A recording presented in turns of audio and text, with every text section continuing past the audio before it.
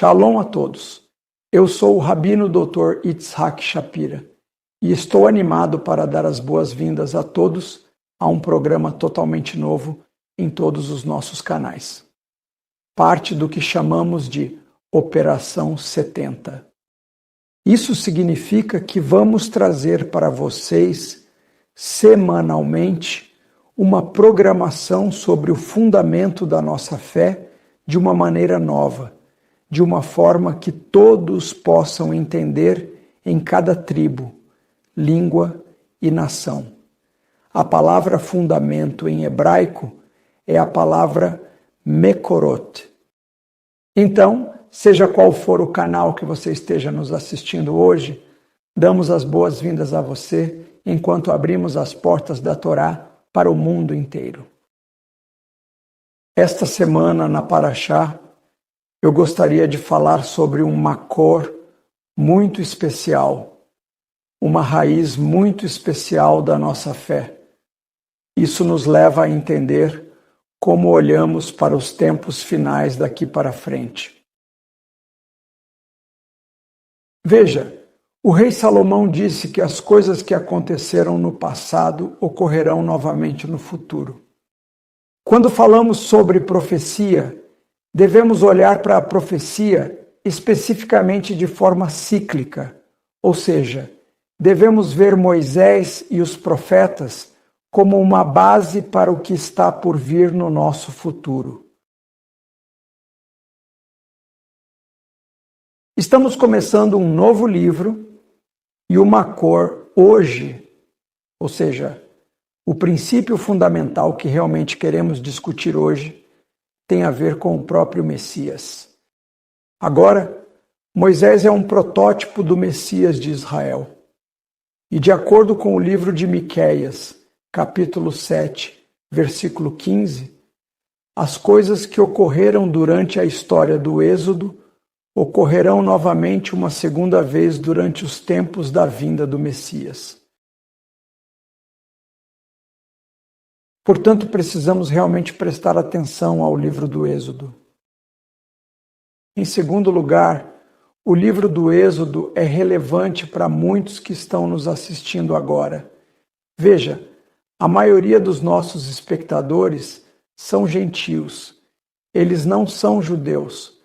Muitos perderam completamente a raiz da fé, o entendimento da judaicidade da crença em Yeshua, o Messias.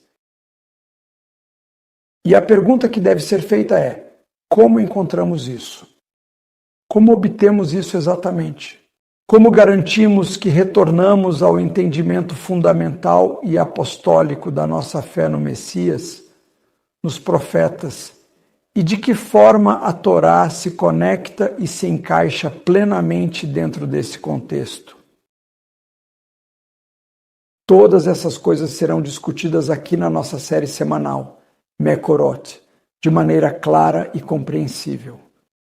Hoje eu gostaria de falar com vocês sobre o makor definitivo, o nosso fundamento que se encontra no Messias. Na porção da Torá desta semana, encontramos um dos versículos mais intrigantes que nos ajudará a compreender melhor a natureza do Messias. Lembre-se, para entendermos a profecia, temos que caminhar para trás em vez de caminhar para frente. Preste atenção à passagem que lemos no início do livro do Êxodo, capítulo 2, versículo 10. E como de costume, farei a paráfrase do texto diretamente do hebraico, destacando, sempre que apropriado, uma palavra ou expressão importante na língua hebraica. Aqui está escrito que a criança havia crescido, foi levada para a casa do faraó e, posteriormente, veio a se tornar como um filho para aquela família. E seu nome foi chamado de Moisés, do hebraico Moshe, porque disseram: das águas eu o tirei.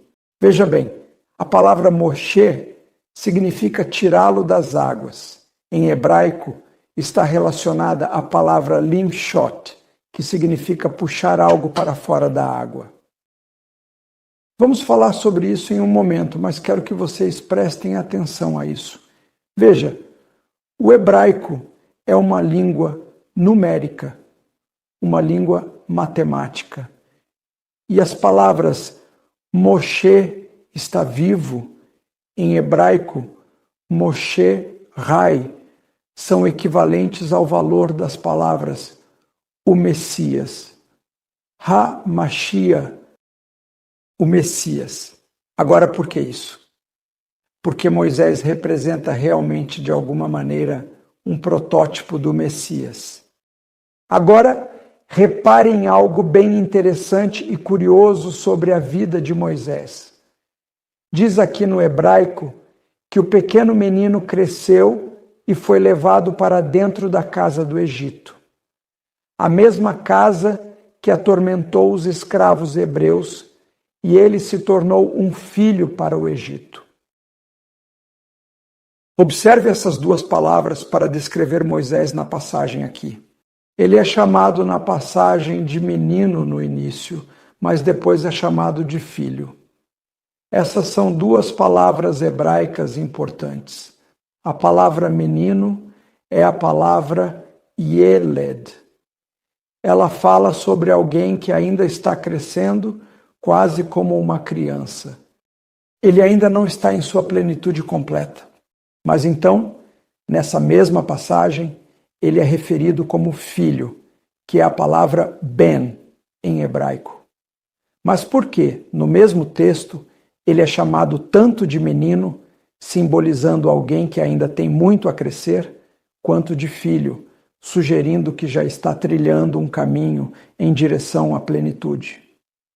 Perceba que todo o profundo mistério das boas novas repousa sobre o significado oculto dessas duas palavras aparentemente simples, revelado na distinção entre o ato de ser chamado de menino e o de ser reconhecido como filho. Um é realmente baixo, enquanto o outro é altamente exaltado. Veja bem, ele era de fato um filho. Ele estava em sua plenitude, mas sua filiação estava em plenitude para o Egito, não para o seu próprio povo. Ele ainda era uma criança porque ainda não tinha cumprido seu papel e seu destino. Mas apenas mais tarde, já em sua vida adulta, quando completou 81 anos, ele verdadeiramente veio a se tornar um filho. Isso é algo profundo que precisamos compreender, pois Moisés representa um protótipo claro do Messias. E assim como Moisés, ele também tem de passar por duas etapas. Uma etapa em que ele é estrangeiro para o seu próprio povo, mas que é um filho para o mundo. O Egito representa o mundo inteiro e as nações. E no nosso comentário chamado Êxodo Rabá, encontramos o segredo completo de todo o Evangelho. Amigos, é exatamente por isso que devemos nos dedicar a aprender a Torá juntos. É também por essa razão tão importante que, de fato, nosso canal foi criado especialmente para vocês. Veja bem, aqui diz: a filha do faraó o beijou com ternura. Ela o abraçou, o amou profundamente, o respeitou como alguém especial e jamais permitiria que ele saísse dos muros do palácio, protegendo-o a todo custo. Ele foi protegido com tanto cuidado e atenção que nunca, em momento algum, foi permitido sair de casa. Ele era incrivelmente lindo e todos que o viam não podiam deixar de querer adorá-lo intensamente quando ele era apenas um garotinho. E foi o próprio Faraó, o grande governante do Egito. Isso é importante, preste muita atenção.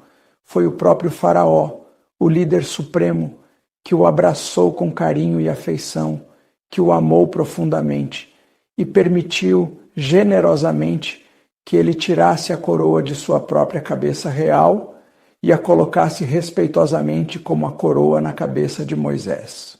Ele tirou da cabeça do faraó e pôs na cabeça do pequeno Moisés. Incrível.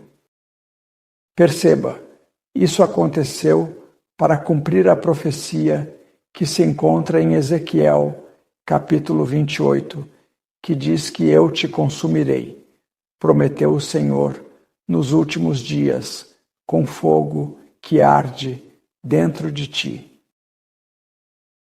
Portanto, a filha do faraó fez parte do cumprimento da profecia de maneira significativa. Os rabinos concluíram com estas palavras, e, portanto, o rei Messias terá que realizar exatamente a mesma coisa no futuro, tal como predito. Ele será criado em um lugar chamado Edom, onde será intensamente amado e reverenciado por todos. E, ao mesmo tempo, ele permanecerá habitando no Egito de forma contínua, até o momento em que destruir completamente o Egito nos últimos dias. Veja bem, Yeshua hoje é reverenciado de maneira significativa no sistema do Egito. Ele é amplamente reverenciado e profundamente amado no vasto e complexo sistema de Roma. Mas é exatamente esse mesmo sistema que, no final, acabará sendo sua ruína inevitavelmente e o destruirá completamente nos últimos dias. Este é o sistema que não apenas o destruirá, mas que, no final, será completamente destruído por ele. É o mesmo sistema que o separou de Israel durante 2000 anos nos últimos dias, assim como aconteceu quando Moisés retornou ao Egito para destruir aqueles que o amavam e o acolhiam. E lembre-se de que ele, de fato, era profundamente amado e reverenciado no Egito. A mesma coisa acontecerá com Yeshua. Será que Yeshua odeia os cristãos? É claro que não. Será que ele odeia o sistema que o manteve afastado de Jacó por 2000 anos? Sim. Nos últimos dias, sem dúvida, Yeshua virá e ele realmente, sem hesitação, destruirá o sistema opressor que o manteve cativo. O sistema que o reverenciou e o amou. Hoje, nosso chamado é aprender com o passado e aplicar esse aprendizado. Saia do sistema, desconecte-se dele e una-se de forma plena à casa de Israel.